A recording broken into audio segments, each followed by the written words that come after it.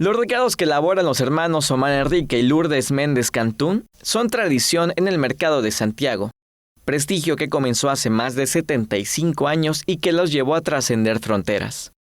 Los mejores chefs nacionales y extranjeros reconocen la calidad de los recados presentes en los platillos de los mejores restaurantes del mundo.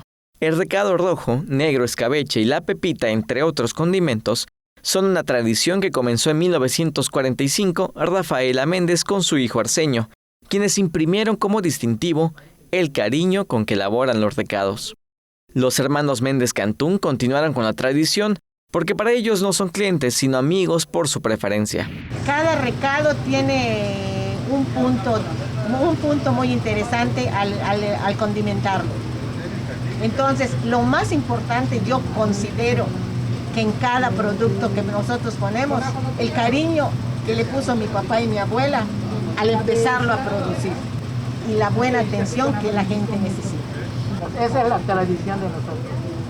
No procuramos hacer amigos, no ser clientes.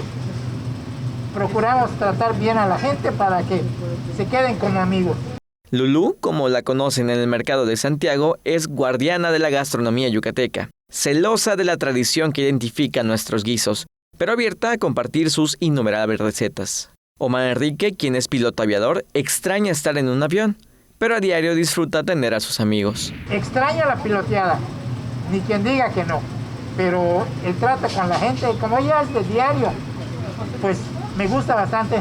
Estos son los sabores que nunca deben perderse en el mercado del pintoresco barrio de Santiago. Con imágenes de Jorge Quimé, reportes de Álvaro Martínez, Teleyucatán te informa.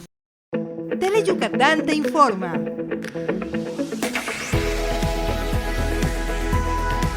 Lunes a viernes, 3 de la tarde. Síguenos.